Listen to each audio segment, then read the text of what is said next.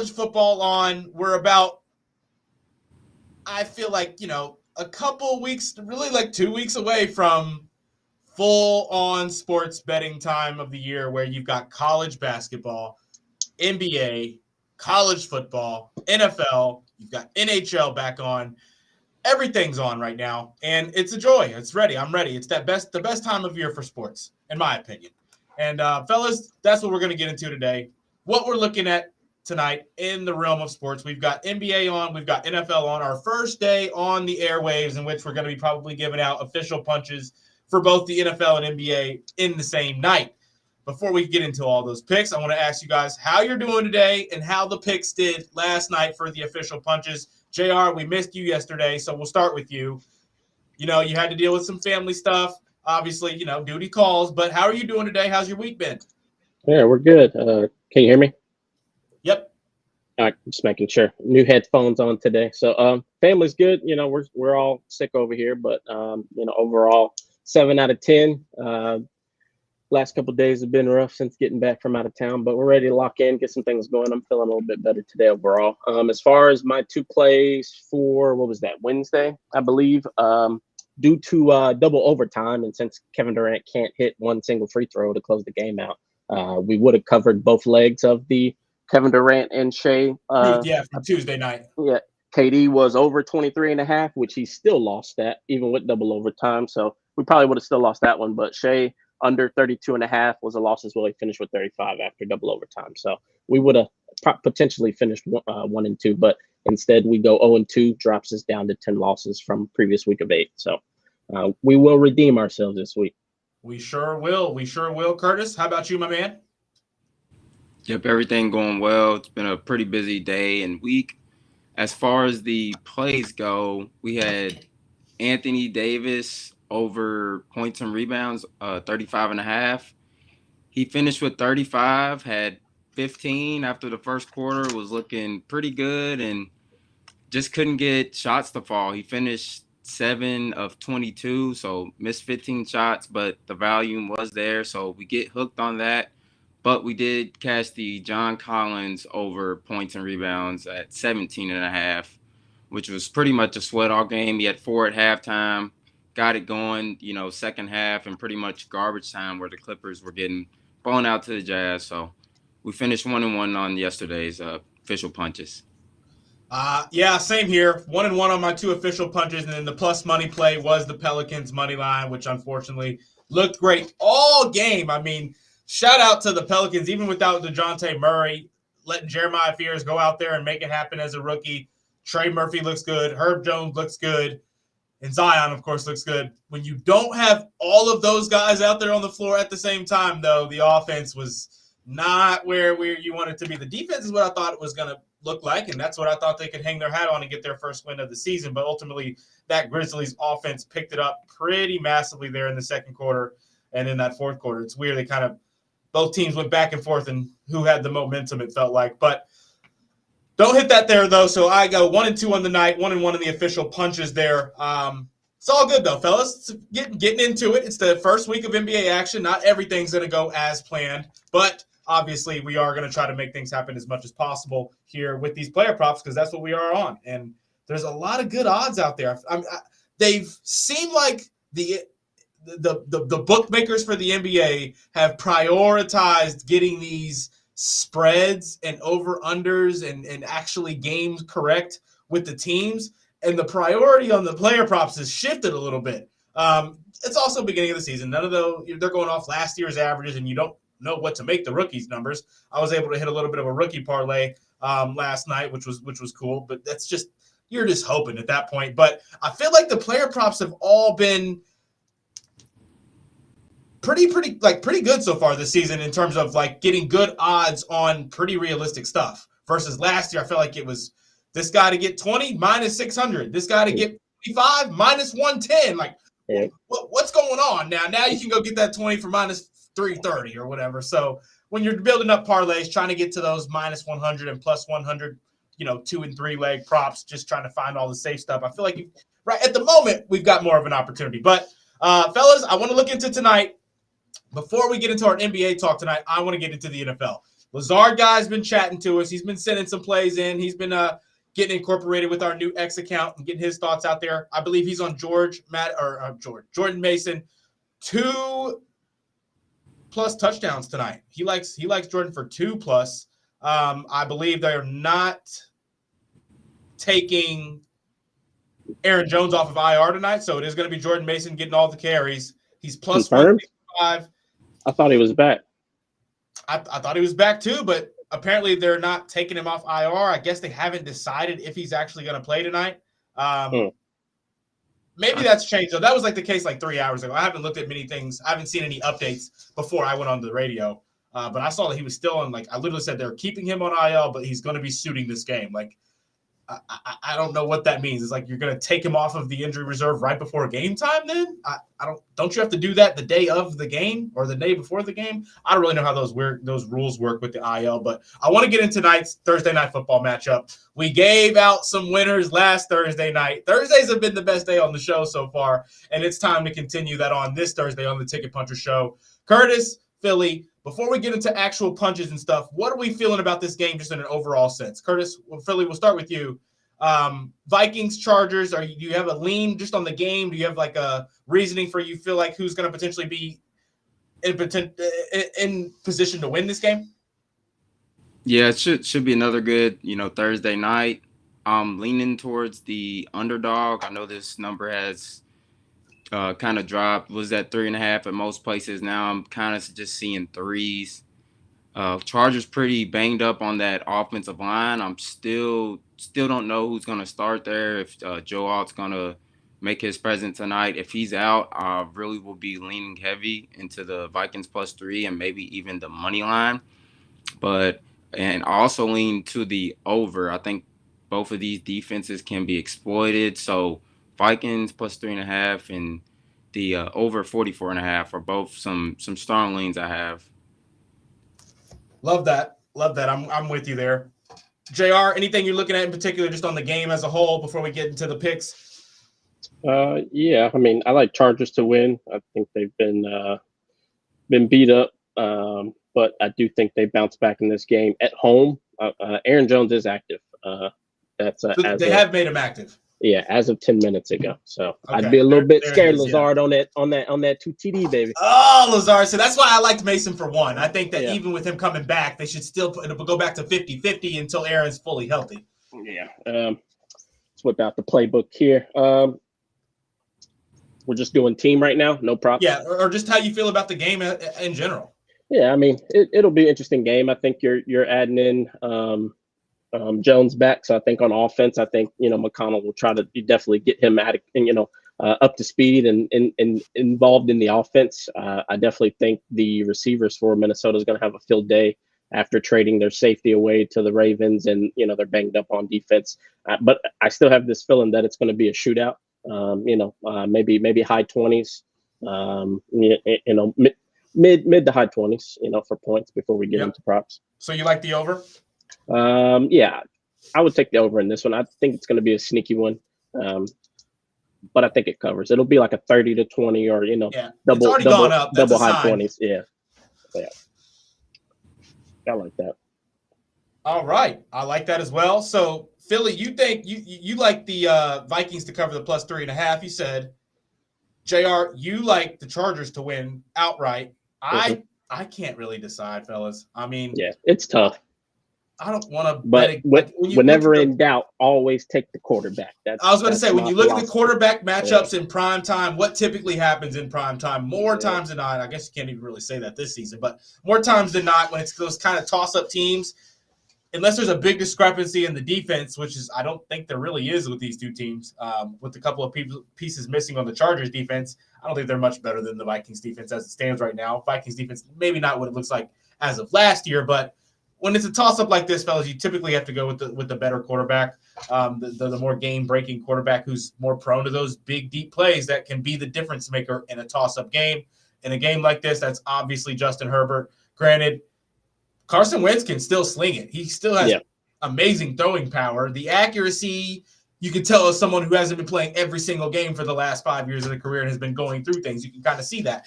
The 40-plus yard throws aren't on the money every single time like they would be if you were playing every single game year in and year out and making those throws in-game year in and year out versus 2 or 3 games in a row and then not again for a whole year where you're making those kind of throws in games. So I get it. But I do think that he should be even more comfortable in this offense now, even more connected with his receivers. I do think that should allow for the Vikings to put up a good amount of points. I mean, we're talking about the best receiver in the game, fellas, in my eyes, and Justin Jefferson. He should get, 8 targets minimum tonight. If you give Justin Jefferson 8 targets minimum, in my eyes, he's coming down with 7 of those at least. But, he's going to have 5 or 6 catches at the very minimum. I think he's going to go off for 7 or 8 or 9 catches, if I'm being honest.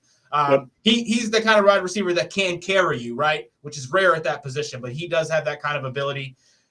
Do you get enough between your 1-2 punch in the run game with Aaron Jones back? If you do, fellas, I worry about that Chargers defense because now they can go both ways. Now you're giving that relief to Carson Wentz, because you didn't put him in a 3rd and 8 situation because you went and got 2 yards and 3 yards on both 1st and 2nd down because it's not just, Mason getting tired. Now you can't really go anywhere. You're throwing it every single time. That's not what Wentz needs to be in this offense. Aaron Jones should help that, not to mention that Aaron Jones is one of the best receiving backs in the NFL. So in the check down game for Wentz, I basically what I'm saying is I think the Vikings get up and down the field better than some people are predicting tonight.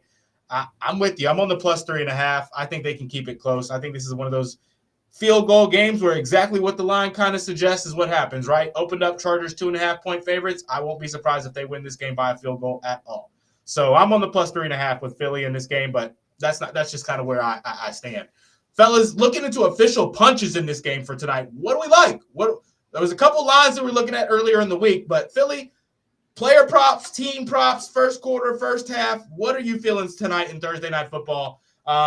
As we got some comments coming in here, both on the stream and on the Game Day Men's Health text line, which we're going to get into though right after this. Philly, let us know. You have a few props that I like. Jordan Addison, I like his longest reception over 21.5. As we know, he was suspended for the first 3 games of this season. And the last 3 games that he's played, he's kind of went off in all 3 of those. He's went over the longest reception line in 2 of the 3. The only one he did not cover was the game where he didn't play the full game in London, due to, off the field issues. But the Chargers, the last 3 weeks are giving up the most yards per play. So defense, kind of giving up long chunk plays. And 12 pass right now. Yep. 12 pass catchers have went over this line in the 7 games, so that's almost 2 per game. So I think Jordan Addison gets at least 1 deep ball in this one. And then I also have T.J. Hawkinson, touchdown, plus 220 odds. As we know, it's tight end Sunday, this upcoming Sunday. He's already getting the 2nd most red zone targets on the Vikings. Yeah. And ever since Wentz got in, he's averaging 6.5 targets per game. So I usually tend to not give out touchdown props for big punches, but I really think T.J. Hawkinson gets in the zone today. I love it. Touchdown prop on an official punch right there. That means it's time to go make some money. JR, Thursday Night Football, what are you looking into prop-wise? Yeah, so we got Justin Herbert, pass yards over 220. I think should be a solid outing at home for him. 220 is very reasonable. I got Justin Jefferson plus 60 yards. He's covered in pretty much every single game. I was going to take him for 70, but then that's when the analytics dropped off sometimes, depending on different variables. So I took him with a safe 60, and then I got Keenan Allen with 4 receptions, and I parlayed this at plus 116 just as a builder. Get our legs back under us. Let's get back on the winning side of things. Some of these you can take individually, but they'll be heavily negative for the most part outside of the receptions. But altogether, parlayed 116. Outside of that, my straight hammer bet is Justin Jefferson over 5.5 receptions. Right now, it's minus 128. So that's what I will be loading up on. You just stole it from me. My 2 props for tonight. I'm looking at I was looking at Justin Jefferson, the 6+ receptions. I like it. That was going to be my official Big X Big Punch for the night for the first one. Go ahead, JR. as one great philosopher once said, he's down there somewhere. He's down there somewhere. And he probably is being guarded by someone who can't stick with him. So yeah. I like that one. I love that for sure. I also like the Hawkinson touchdown, not as a Big X punch for me, but yeah, I love that. I'm going to be betting that personally. I'll let the listeners know right now. I'll be tailing Philly on that one for sure. Fellas, another one that I'm liking here was I like the Justin Herbert 15-plus rush yards. He's been moving his feet a lot more this year. Granted, minus 160. It's not great odds on this here. Maybe you look at this in a two-leg spot. Kind of takes me to my next point, though. I'm on the rushing yards, I guess, for these Chargers here, even though I do like the Vikings to compete and stay close in this game. I'm on the Kamani Vidal 40-plus rushing. I'm combining the two, so it's counted as one, a SGP, those two plays as one if we want, just because of the odds, right? I'm going to count it as two punches, so if I miss both, that's 0-2. I'm on the Vidal 40-plus rushing yards on top of the Justin Herbert 15-plus rushing. I just think that the secondary for the Vikings can be a little bit frisky, fellas. They've got their moments out there. I think they force enough long pass situations that ultimately Justin's going to have to maybe use his feet. They're going to have to get Vidal on, getting some yardage back for maybe some punts on a potential 3-and-out and stuff. I think that he's going to get enough carries. I think Justin Herbert's going to cover this in probably 2 or 3 scrambles. Obviously, they're not designing any runs for him. That's their pride and joy right there. But I do think that as of late, just because offensive line a little bit shaky at times, actually shaky. Are they one of the worst offensive lines in the league right now? Yeah, I think statistically the worst right now with I think I think he got sacked the most. I think he's been sacked the most this season. I think Minnesota's on that list too with all the injuries. So guys who are getting sacked a lot, typically they learn after a few weeks, right? I got to help my guys out, right? I got to help us help ourselves. So one way you can do that is trying to stay in front of the chains with your feet as a quarterback. Justin's been doing that lately. I think he gets back on track with that tonight. Like that. If he takes a sack, though, does it make his rushing yards negative? If he leaves the pocket, it's a tackle for loss outside of the pocket. You're losing those yards. I don't think they lose it on sacks in the pocket. Yeah, college is that way. You lose it on sacks, but not the NFL. It was a trivia question because I lost it. I lost the I lost the bet a couple weeks ago. It's the like running out of bounds for loss of yard. Like that's the worst, right? When you got a quarterback's yards and they're just trying to avoid a hit and keep the clock off. They're not really worried about losing yards when they've already maybe caught those yards on first down. So that's where we're at in Thursday Night Football. JR, I'm sure you're probably building us a little bit of a parlay right now that we're going to get out up here on the end of the show. If you want to, maybe we just build it here verbally. But I want to get into the Game Day Men's Health text line and our chat before we get into the NFL or the NBA picks for tonight. Fellas, in the chat, on the Game Day Men's Health text line, we've got a texter in. It says, all right, guys, it's a weekend bet, but giving 2 days notice. Any bets for the UFC fights this weekend? I think Aspinall is not only going to retain the heavyweight title, but land a knockout in the first 2 rounds. I think you're in a title fight asking for a knockout in the first 2 rounds. I think don't wager anything crazy on something like that because you're asking for a lot there. I forget the name of who he's fighting. I got to go look it up here. I wish I could give more insight on UFC. I know a handful of these guys. If it's not 2 fighters, I know the name of though. I mean, but then I know some of these names. I'm not finding it here. Cyril Gane, is that who he fights? You said Aspinall? Oh, Cyril Gane, Aspinall, yeah. Okay, Cyril Gane. I don't know much about it. I've heard the name. Don't know a whole lot. I'm liking this. I mean, I'd say that Aspinall by KO or TKO or submission is actually Aspinall by KO, TKO, or on points is minus 140. I would take that. You can play that up much safer, I feel like. So maybe just a straight up TKO in the first 2 rounds. That feels risky.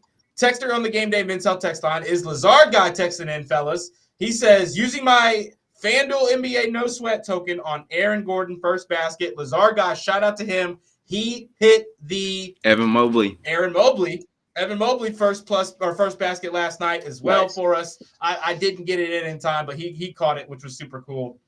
We were chatting about it on air yesterday. Lazar guy also says Herbert over 0.5 first quarter rush yards. Is that what the line's at? Yeah. In the first quarter? Yeah, because statistics show that a lot of times they don't get outside the pocket or rush. Yeah, but with Minnesota, they're blitzing. Yeah, they're blitzing. They're blitzing heavy blitz team. I like that. I'm going to take the 0.5 as a straight bet right there if I can get it as a pretty even line. Lazar guy chimed in on that UFC chatter right there. He said Aspinall also has good submission skills, and Jones sub gained quickly in their fight. Careful with Aspinall KO. Okay, there's a little bit of insight. Producer Matt says, had some change left over for cashing out on the NBA parlay last night. Little sprinkle. And he sent in a photo here. He's got Hawkinson lower than 34 receiving yards. Jordan Mason over 0.5 touchdown rushing or receiving. Jordan Addison higher than 54.5 receiving yards, and Justin Herbert under 255.5 pass yards. Okay, I like that sprinkle. I'm not mad at it if it's coming off of some profit, especially. Scooter Dingus texted into the show. He said, let's roll, boys. He just placed a parlay in, and he's got Chargers money line, TJ Hawkinson anytime touchdown, Justin Herbert 220+, Justin Jefferson 6+ receptions, Kamani Vidal 40+ rushing yards, and he's on the over 44.5. Solid. He just parlayed every single official punch of the night. He's trying to hit them big right there. I am not mad at that at all from Scooter Dingus. Love it. Catch Scooter Dingus 7 to 8 a.m. here on the Big X from Sunrise with Scoots. Fellas, I love this. I love all the people chiming in here. T. Will from the X chat says, long shots tonight. Naheem Hines, Trey Harris. How do you guys feel about that? Go ahead. I honestly haven't really seen the volume from neither one of those two, but I mean, never can go wrong with, long shots, sprinkling on, a first touchdown score and things of that sort. I mean, worth a sprinkle. Yeah, Naheem Hines sitting at plus 1,100 right now. Trey Harris sitting at plus 1,200 on the anytime touchdown. If it's like under $10, I won't complain. If it's, if you're putting putting a handful of dollars on it, now you're talking about, you can't be surprised, right? Just that's why you sprinkle on those kinds of things, because it's not technically likely. Fellas, looking into the NBA tonight, as we've got 2 games. I don't know how heavily you guys are on these games in terms of official punches. We've all given some official punches out here, as we've got about 2 minutes before we go. Anything you guys like tonight in these 2 games in the NBA? JR, we'll start with you. Yeah. So for the Denver game, I got Joker over 11.5 rebounds. If we look at his last 5 to 10, he's been shredding this line with some games where he's 16, 17. So I don't think the Warriors have anybody formidable for my mans. 12 should be very easy. Minus 115 currently. And also, I was also liking Joker for definitely double-double, but, we're going to dabble with the triple-double. So I also like him for over 9.5 assists. And I like Jimmy Butler over 29.5 PRA. Those two together, the Joker 9.5 assists and the Butler over 29.5, which are my 2 favorites. If you parlay them, they're 278. But I would highly recommend betting them all straight. That way, we can definitely lock in some wins just in case if someone, goes down. Make some money. Yeah. Philly, what do you think? Yeah, I love those, JR. I'm also tackling Nikola Jokic. His PRA, it's at 49.5. People will think that's a lot, but we know Jokic stat pattern. He might come out with a vengeance with not getting the MVP last season. Warriors are severely undersized. There's nobody that can remotely guard this man, and he's cashed this line 8 of the last 10 versus the Warriors. The 2 that he missed, he finished right at 48. So I think he'll get the 50 tonight. I love it. I expect Joker to have a big night, fellas. I've got 2 official punches in this game. I'm hammering the Nuggets money line. I think even though the Warriors got that night of rest, this is fully rejuvenated legs in the Nuggets who haven't played. They're ready. They're eager.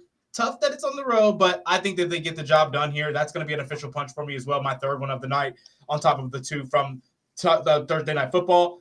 My last one, fellas, Aaron Gordon, 23.5 points, rebounds, assists.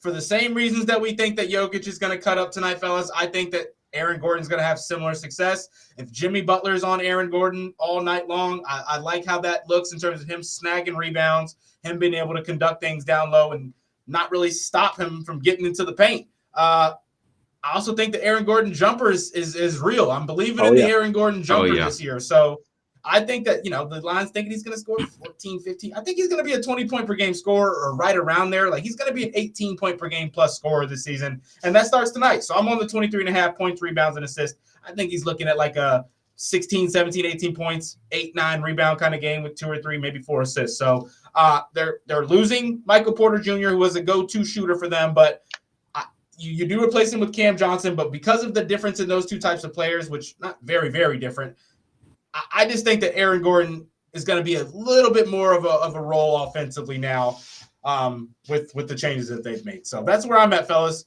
This is going to wrap us up here, though, on the Ticket Punchers. Stay tuned if you want to listen. We'll be continuing this for about 5-10 minutes on Big X, Real Spiel, YouTube pages, and, of course, the Ticket Punchers Twitter page. We do have to wrap it up here on the radio. We'll be right back after this, but we'll be back tomorrow, 5:30 to 6. Let's go punch some tickets. Punch those tickets.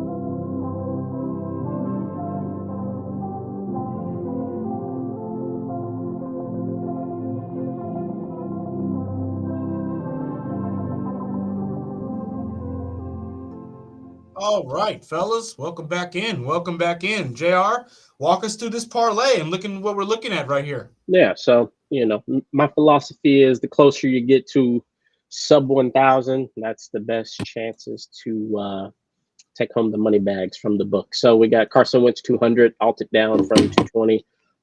Mason 50 yards. I think he's still going to be the dominant force with Aaron Jones coming back.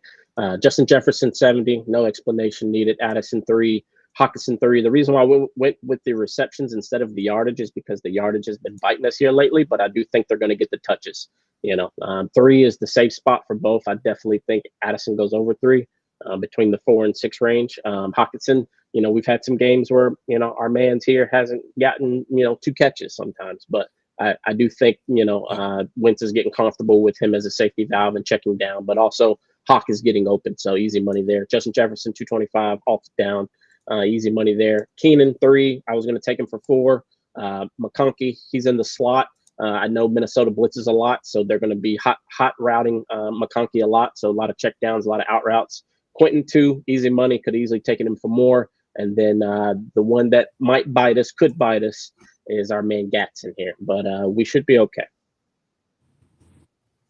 That like that. There's going to be that fourth receiver that gets those touches. It's just tough. He's been going off too. Like this, who blows so he's a speedster. So I'm hoping that we strike gold on this one, put us at a 3rd win. So, but yeah, I mean it's 880 before the booster. That's why I loved it. I altered it down as much as I could. You could easily bump these lines, and I still think we get close. If you're going to alter anything, I would take off Gat at the end there, and I do think there's a chance that it could be a defensive game and one of the quarterbacks drop below 200, like a 175 range. If you want it to be ultra safe and just to profit, it'll drop the odds to like sub sevens, between 5 and 7. But it's worth it if you're just trying to solidify a win. But I think we should be on the money with this one. I don't have any concerns. I like it. No whoop. I like it. Is there anything crazy plus money? We're gonna get this tweeted as well for anybody listening. Both accounts on the at ticket_punchers. We'll have our. I'll try to get the official plays tweeted out. Each person kind of get their own tweet each night, like the Romy Bean official punches of the night, the Philly Picks official punches, and the Junkyard Dog official punches, and then we'll also get the parlay of the day tweeted. Not obviously going to have a parlay of the day every day. Going to make it more so a primetime football kind of a thing that we do where we're giving out a guaranteed parlay like this. But I love this. We're going to definitely get this out. Anything to add to this, Curtis? Or any takes to add to this? No, that's a very well put parlay. I'm very confident JR is going to go, 3-0 on these parlays on the Thursday night. No pressure. Yeah. Mr. Cook himself. No pressure. Mr. Cooker. I've been gone, so we're definitely due. Fellas, we all like the Nuggets tonight, right? I think I'm gonna. So I want to look at a bit of a parlay here. Scoots just sent me one. I like to kind of build these similar parlays in the NBA that you just built for this Thursday night football, except with one thing on there that I like, basing it off what I believe, though. What I do believe is going to happen tonight is the Nuggets are going to win. So I'm taking the plus 108, right? That's kind of where the tough prop is for me, that now if I'm going to parlay on this, something that is worth straight betting, if I feel like I need a parlay on this, I'm going to take the super safe stuff. And I think that there's a route here to getting a really, really smooth 3-leg if we believe the Nuggets are going to win, right? If we call that a lock, which it's not. There's no such thing in sports. But let's say we call it a lock just because all three of us truly believe they're going to win tonight. What other things can we add on here on top of those two? And I'm thinking that our official punches. I mean, the Nikola Jokic PRA Philly maybe with the possibly alter combined with the combined with the Aaron Gordon PRA. Yeah, maybe alt them both down and yeah, that's exactly what I was about to say. On an alt for a little bit lower on both, since you're already taking the plus money. But now, of course, I'm not. Could probably get around plus 400. I'd say 400 or 500. Let's see.